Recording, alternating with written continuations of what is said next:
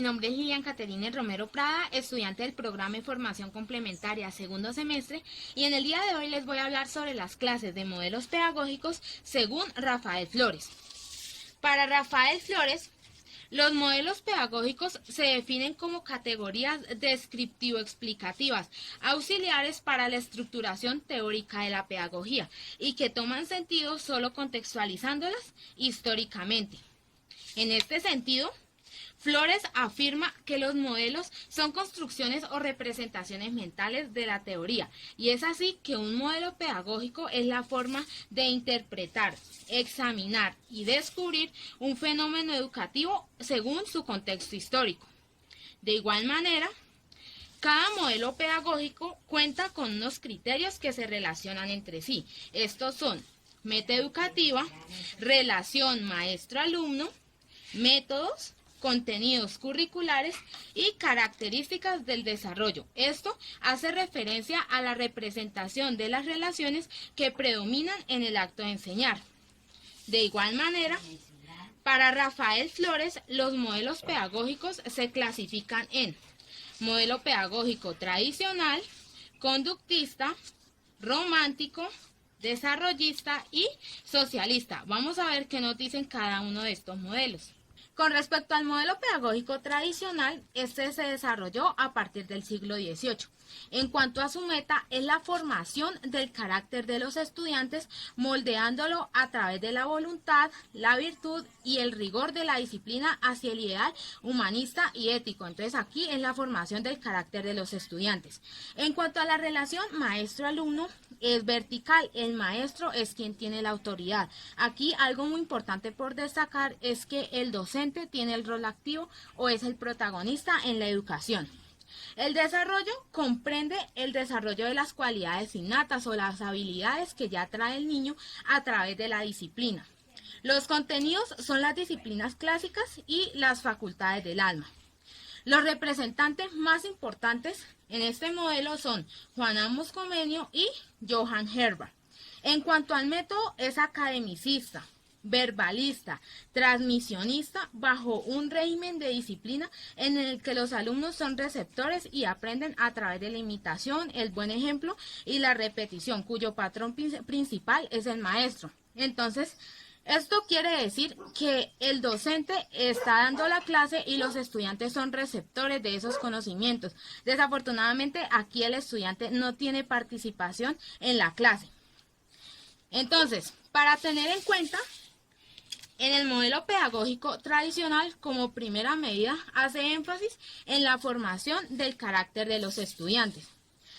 De otra manera, los contenidos se aprenden a través de la memoria y la repetición. Es decir, todo se reduce a la memorización. En cuanto a la evaluación, es sumativa, debido a que el docente al final de la clase pues hará preguntas o hará un examen, más que todo oral, para saber qué fue lo que aprendieron los estudiantes. Como lo dije, el estudiante no tiene participación en la clase y el protagonista de la educación es el maestro.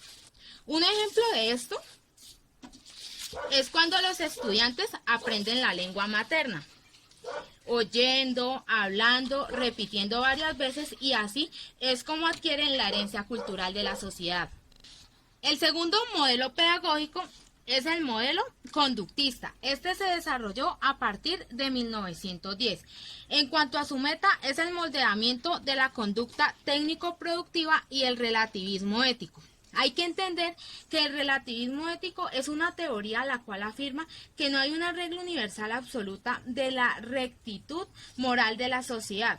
En otras palabras, es una teoría que hace énfasis en la interpretación de la moral o la conducta de los individuos. En cuanto a la relación maestro-alumno, el maestro es el intermediario ejecutor entre el programa y el alumno. Entonces aquí el docente sigue teniendo el rol activo en la educación. Por otra parte, es el intermediario entre el programa y el alumno, es decir, es el intermediario entre la secuencia de las temáticas o los contenidos que se van a estudiar o que se van a trabajar en el aula de clases, y el alumno, quien va a ser aquel que va a recibir esos conocimientos. En cuanto al desarrollo, está representado por la adquisición de conocimientos códigos y destrezas. Los contenidos son los conocimientos técnicos, los códigos, las destrezas y las competencias observables, algo muy importante. En cuanto a sus representantes, tenemos a Skinner. El método es la fijación y control de los objetivos instruccionales formulados de manera precisa. Hay que entender que los objetivos instruccionales son aquellos que orientan la enseñanza e indican qué es lo que el aprendiz debe hacer. Entonces, en este modelo debemos entender en primera medida que estudia el comportamiento humano. Por otra parte, aplica la teoría estímulo, respuesta, refuerzo. Esto indica que para obtener una determinada conducta se debe tener el estímulo adecuado. Además, se utiliza metodología memorística para aprender los procedimientos técnicos, las destrezas y así mejorar la conducta del individuo. Por otra parte, la evaluación se presenta de manera sumativa, puesto que al igual que el modelo anterior, pues el docente al final de la clase hará una evaluación. Un ejemplo de esto es cuando un joven sale de su casa y es atacado por un perro, a partir de lo cual cada vez que el joven ve un perro va a sentir miedo.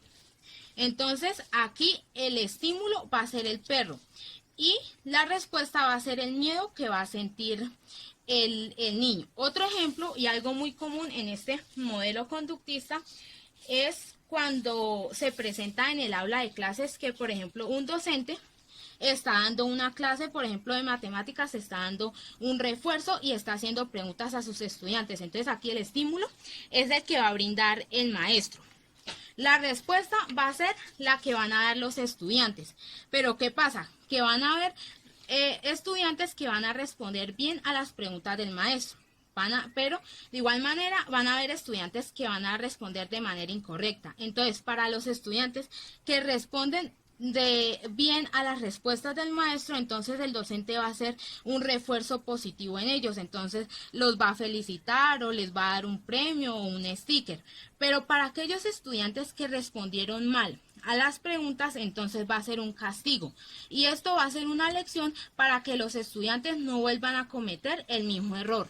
En cuanto al modelo pedagógico romántico, este se desarrolló en el siglo XVIII. En cuanto a la meta, es el desarrollo natural del niño. En cuanto a la relación maestro-alumno, el maestro es un auxiliar del alumno, un amigo de su libre expresión. Aquí, quien toma el rol activo es el estudiante. En cuanto al desarrollo, es natural, espontáneo y libre. Los contenidos. No existe ninguna programación o ninguna secuencia de los contenidos que se van a trabajar. Solamente es lo que el alumno solicite y lo que provenga de su interior. Entonces es lo que el alumno desee. En cuanto a sus representantes, los más importantes tenemos Jean Rousseau, Ivan Illich y Alexander Neil.